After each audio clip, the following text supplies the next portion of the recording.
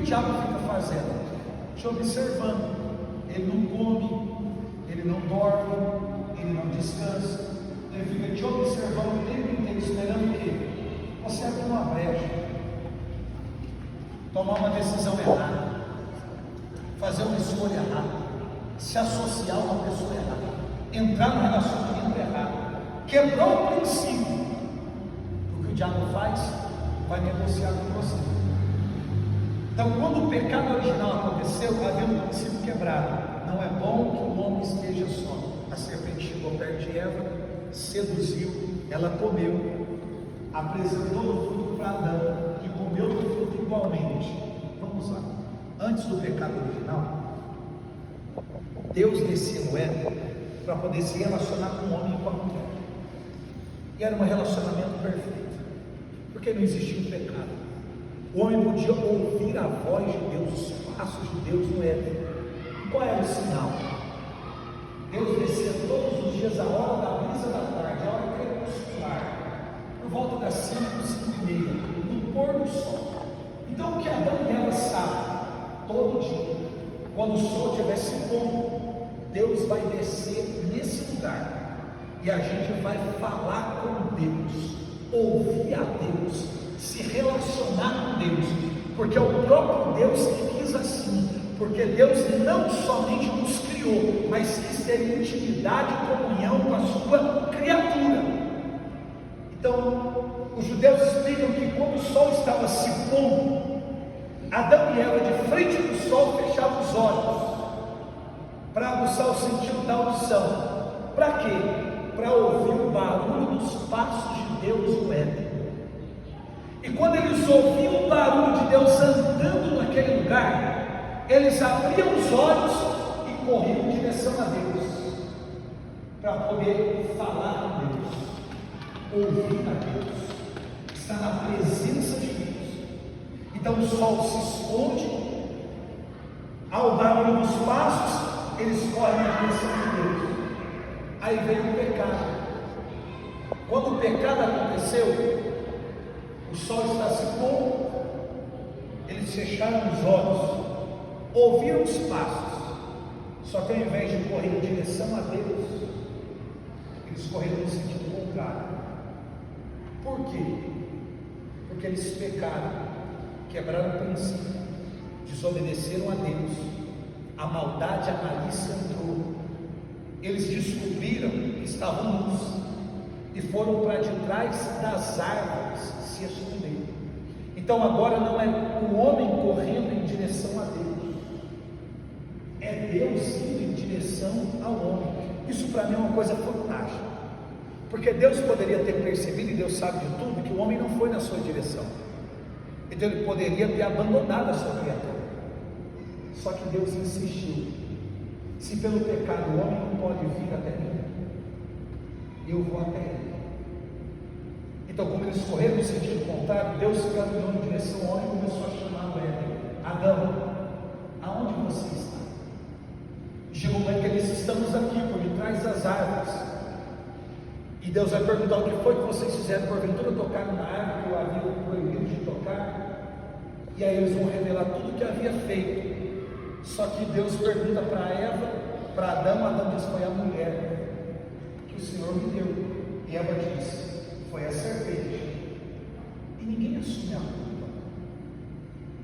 Quem assume a culpa é a serpente. Você percebe que o pecado foi tão grave, que a dignidade foi manchada a tal ponto, que o diabo se tornou mais digno do homem, que o diabo assumiu a culpa que Adão e Eva não teve coragem de assumir. Mas que assumiu que eu desobedeci, eu errei, eu falhei, não deveria ter feito, mas fiz. Vou fazer a pergunta e vocês me respondem. Algumas. Deus é amor, sim ou não? Sim. Bondade, sim ou não? Sim. Misericórdia, sim ou não? Sim. Compaixão, sim ou não? Sim. Deus é caridoso? Sim. Compassivo? Sim. É um Deus de uma segunda chance? Sim. Então por que no primeiro pecado ele colocou o homem para fora do Éden?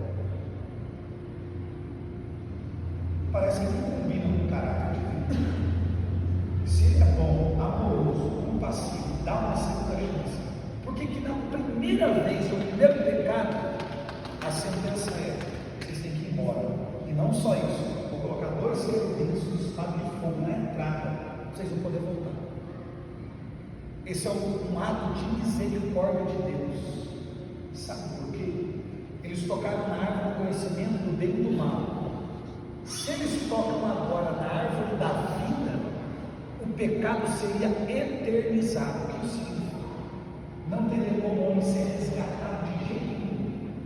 Não haveria sacrifício, nada que pudesse ser feito. E como o homem já está manchado pelo pecado, Deus teve que colocá-los para fora e proibi-los de voltar, para que o pecado não fosse eternizado e houvesse uma esperança para o homem.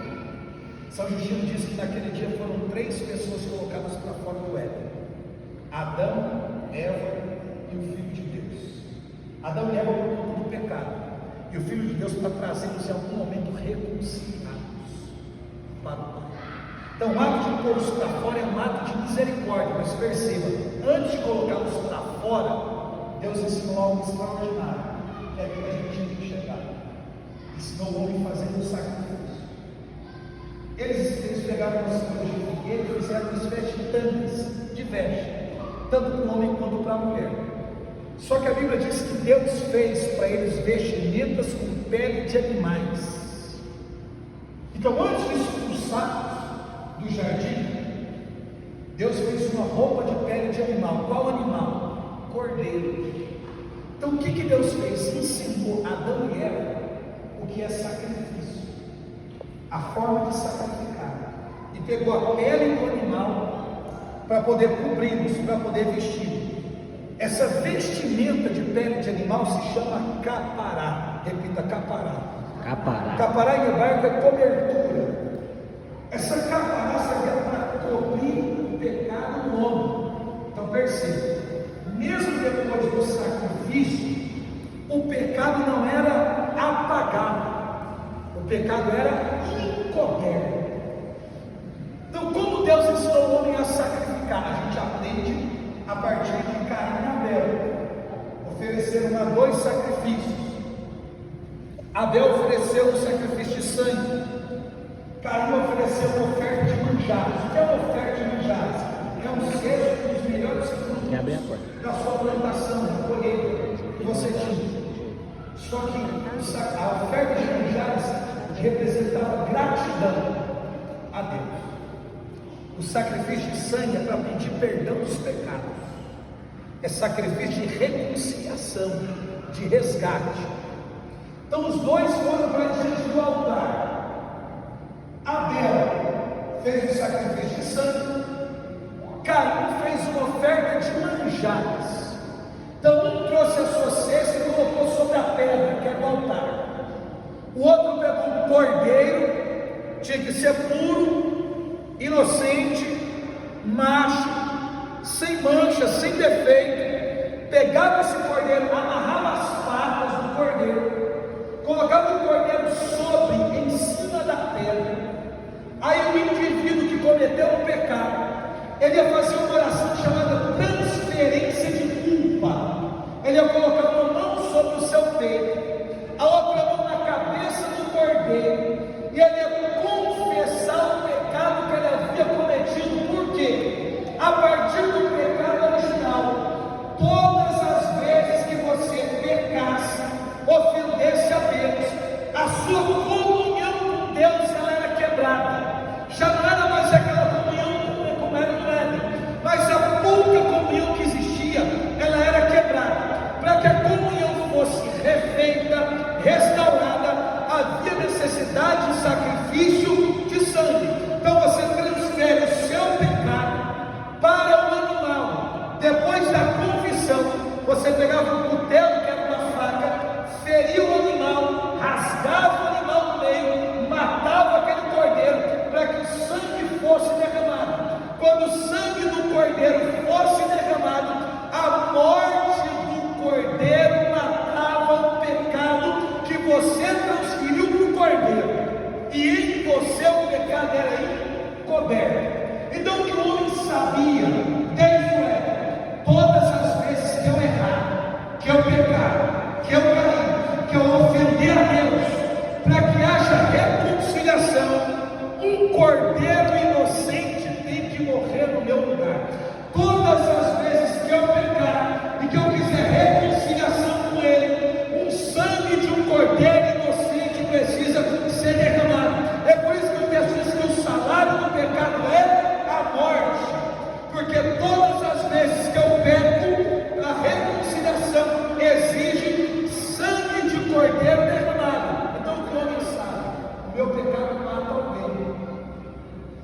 meu pecado derrama o sangue de alguém. Então a história bíblica foi assim: aí Abel ofereceu sacrifício de sangue, Caim uma oferta de manjares.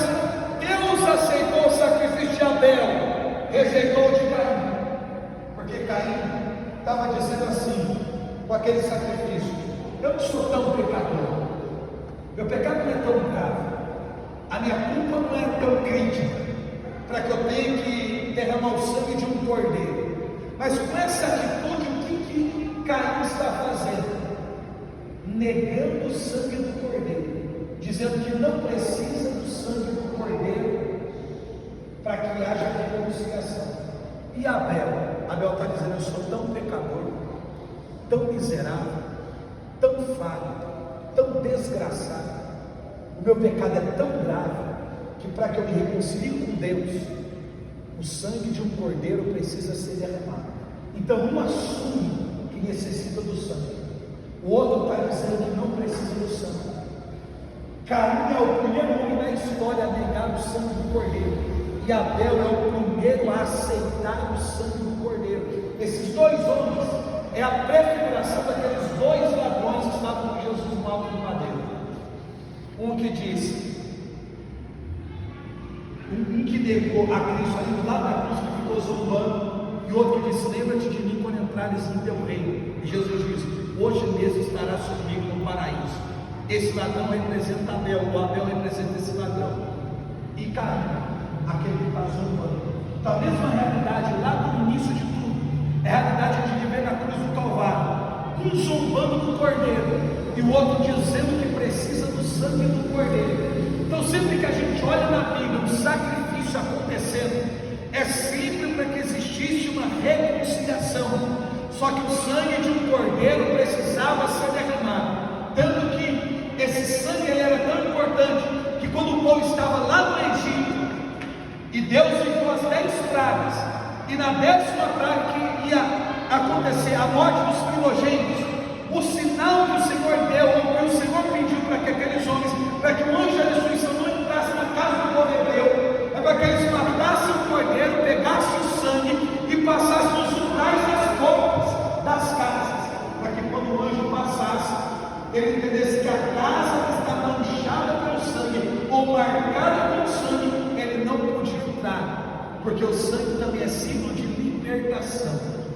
Então, quando as portas foram marcadas com sangue, o anjo só entrou nas casas onde não havia a marca do sangue nos umbrais das portas. Na festividade de Yom Kippur, era assim que acontecia. Havia um tabernáculo lá no meio do deserto, que era montado e desmontado, e ele tinha 3 pavimentos, um chamado átrio, que é o lado de fora, como se fosse o quintal de uma casa. Aí tinha o tabernáculo, que era dividido em 2 partes, uma parte chamada santo, a outra parte santo dos santos. É como a estrutura dessa igreja aqui. Existia como se fosse um muro em volta desse tabernáculo de 60 postes, 60 postes de madeira de arcácia, e em volta desses 60 postes existia um tecido de linho branco. Os postes representam a incorruptibilidade do corpo de Cristo, que a madeira de arcácia não apodrece nem incolora, e aquele linho branco representa a pureza. Então é como um muro de uma casa, como aqui a igreja está cercada. Quando você passa pelos portões da igreja, você está dentro do espaço da igreja, mas não está dentro da nave da igreja. Então ali fora é chamado de átrio. Então tinha esses 60 postes cercados, tinha um portão. Você passava pelo portão e chegava no quintal, que era o átrio. Depois do quintal tinha o santo e o santo dos santos. No quintal, a primeira coisa que você encontrava era um altar de sacrifício, que sacrificava os animais. Depois uma bacia de bronze, que servia para purificação. Depois você passava por um véu, e depois por um segundo véu. No primeiro véu que você passa, do lado de cá tinha uma mesa, como essa assim, que era uma mesa da preposição com os pães sem fermentos. Do lado de cá uma menorá, que era um castiçal de 7 braços, de 7 velas. E na frente assim, onde tinha um tecido de alto a baixo, tinha uma mesa que era o altar dos incensos ou dos perfumes. É como essa parte da igreja, como se houvesse um véu separando o altar, o Santo dos Santos, do lugar santo, e ali tinha um outro véu do lado de fora. Era o ar. Vocês estão entendendo, sim ou não? Sim. Quando você passava pelo portão, aquele lugar era chamado de caminho. Quando você passava pelo primeiro véu, era chamado de verdade. Passava pelo terceiro véu, era chamado de vida. Nesse lugar aqui, aonde tinha o tecido, do lado de cá do Santo dos Santos, tinha a Arca da Aliança. Dentro da Arca da Aliança tinha as tábuas de Moisés, uma tigela com pó de maná e a vara de Arão, que era a representação da Trindade. As leis representavam o Pai, o maná representava o Filho, a vara de Arão, o Espírito Santo. Era um caixote assim, de madeira, mas revestido de ouro por dentro e por fora. Tinha duas alças nas laterais, que eram como se fossem andores para carregar nos ombros. E tinha uma tampa chamada propiciatória. E sobre essa tampa tinha dois querubins esculpidos, ligados na ponta dos joelhos embaixo, e um círculo na ponta das asas em cima. Os dois, um de frente para o outro, e os querubins olhando para dentro da arca, um de frente para o outro, olhando para o que está dentro da arca. Então era mais ou menos esse utensílio dos judaicos, que era o utensílio máximo da presença de Deus. Estava ali. Uma vez por ano tinha a festividade de Yom Kippur. O sumo sacerdote tinha que fazer um trajeto. Olha que coisa interessante. Ao longo do ano ele ouvia a confissão de 2 milhões de pessoas. Imagina um sacerdote, ou um sumo sacerdote, ouvia a confissão de 2 milhões de pessoas. Aí uma vez por ano, ele ia fazer o sacrifício, ele passava pelo portão, entrava, matava o cordeiro, pegava uma tigela com um pouco de sangue, caminhava em direção àquela bacia de bronze, ia lavar as mãos. Depois que lavava as mãos, ele ia com aquela tigela com sangue, molhando a ponta dos dedos e espirrando no chão, porque dali por diante ele só pode pisar aonde o sangue do cordeiro caiu. Ele passava pelo primeiro véu, entrava no lugar santo, ia para diante da mesa da preposição, para diante da menorá, chegava no altar dos incensos, começava a soprar. Quando o lugar enchia de fumaça, ele não via nem o seu corpo mais. Ele sabia que ele tinha que passar por baixo, porque o véu não tinha uma abertura, é espesso, de alto a baixo, 30, 40 centímetros. O sumo sacerdote tinha que deitar, rastejar uma tigela com sangue, chegava diante da Arca da Aliança, ajoelhava, dizia para Deus que estava trazendo o pecado de 2 milhões de pessoas, molhava a ponta dos dedos dentro do sangue e espirrava no meio daqueles 2 querubins que estavam no meio da tampa, com as asas ligadas em cima, joelhos embaixo, os dois olhando para dentro da arca, mas entre eles tem um círculo que é símbolo de eternidade.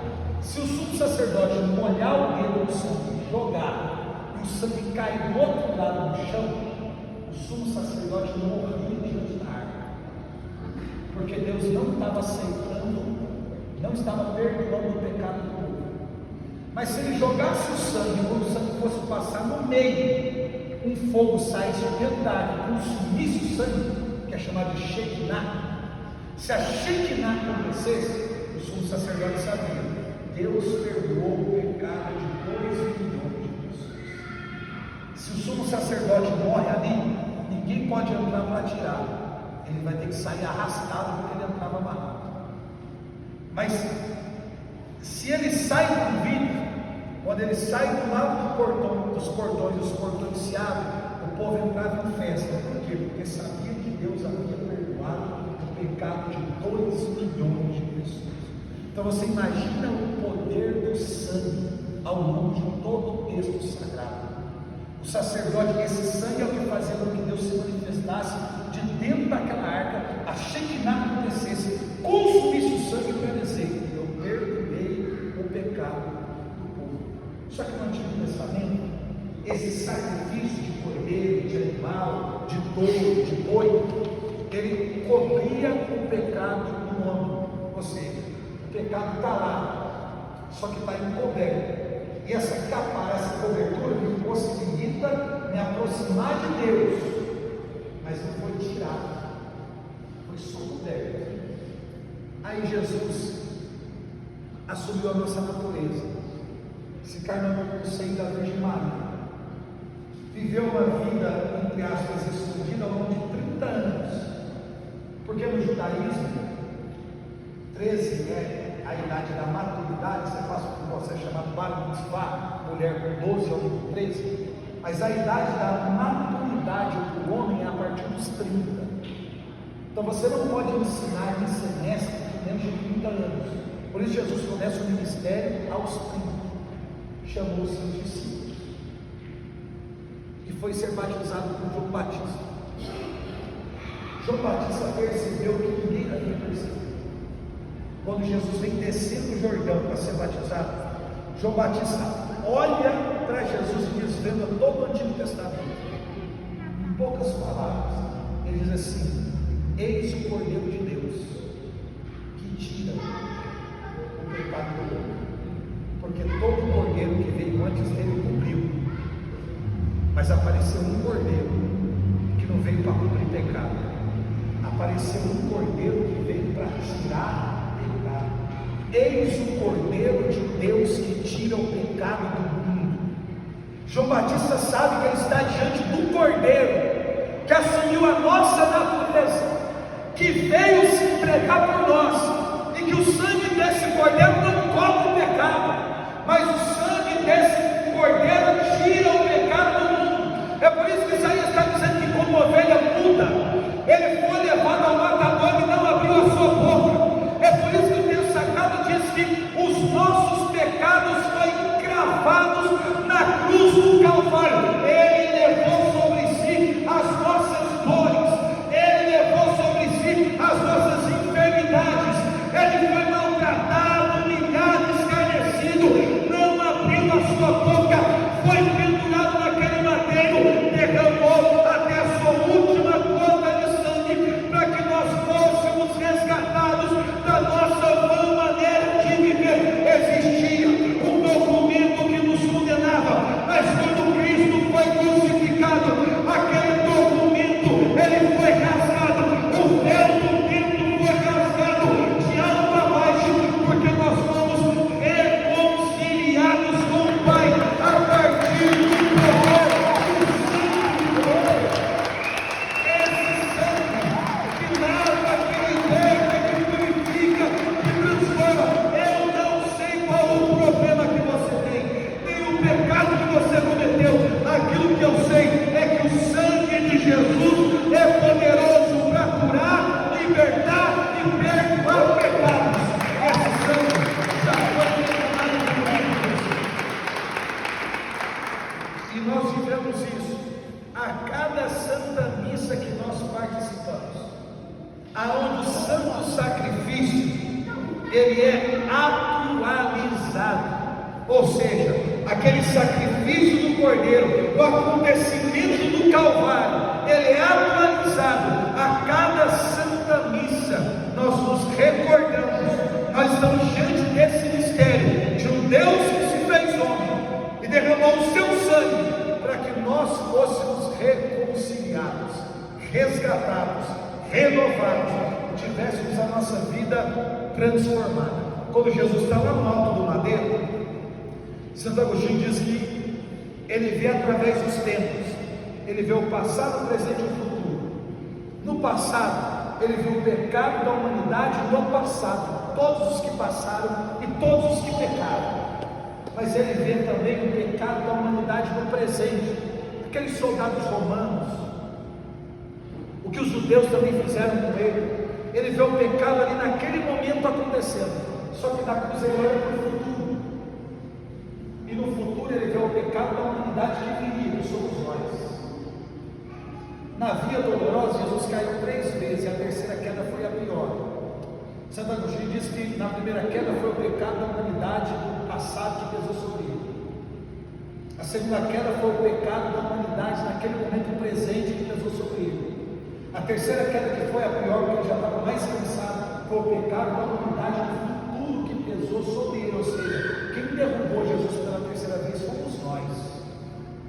E lá na cruz, olhando para o futuro, para o hoje, ele viu você errar, mentir, trair sua esposa, acessar coisas ilícitas, indevidas no seu telefone, fazer tudo o que você acha que ninguém está vendo, mas Deus está.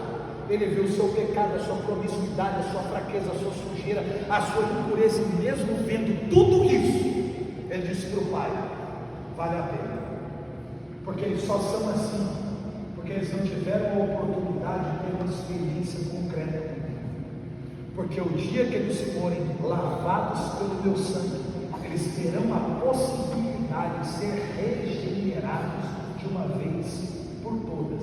Ou seja, viver hoje o caos é uma escolha nossa. É só se nós decidirmos sair debaixo da mão protetora de Deus. Para encerrar, há um tempo atrás, um momento de oração,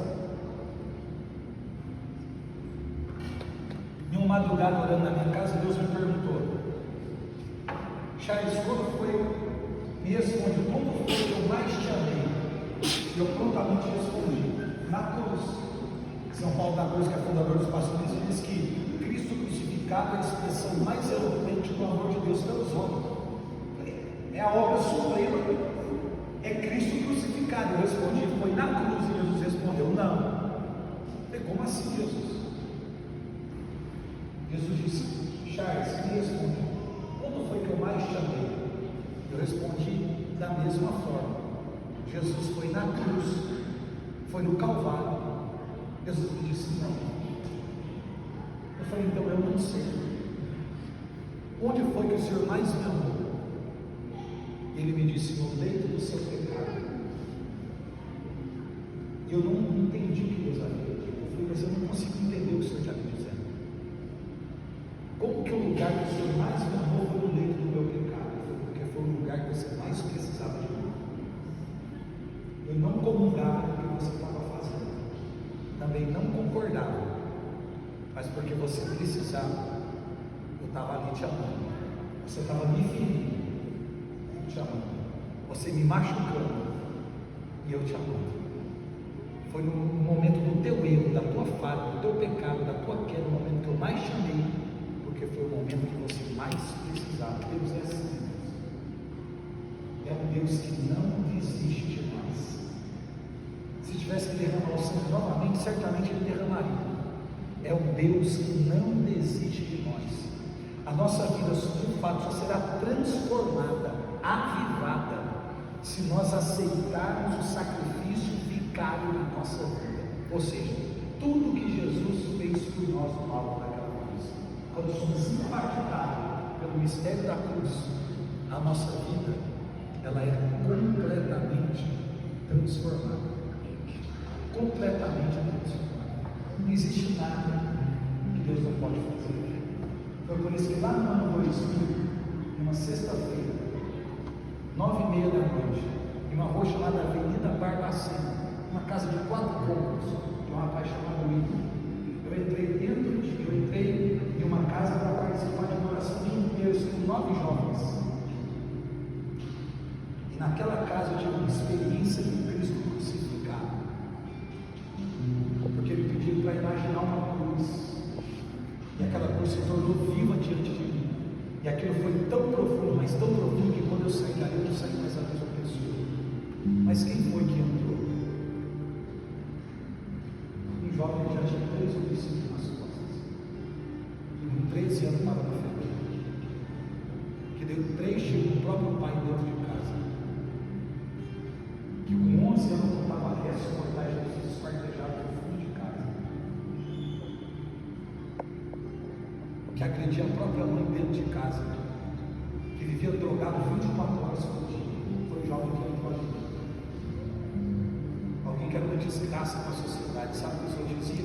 Para esse aí da cadeia é cachorro, chegou nos 18 anos. Se chegava a acontecer uma cadeia. Sabe o que a pessoa dizia para mim? Não é abandona seu filho, vai embora. Porque o que o teu marido não fez, ele vai fazer, que ele mata todo mundo dentro de casa. E a minha mãe dizia: Deus vai mandar a vida do meu filho. Minha mãe ia com o pé da minha cama, drogado, rezado. E a oração era simples: Deus tira meu filho das drogas, faz o meu filho pregador do Evangelho. Eu prego o Evangelho há 25 anos, graças à oração do meu filho.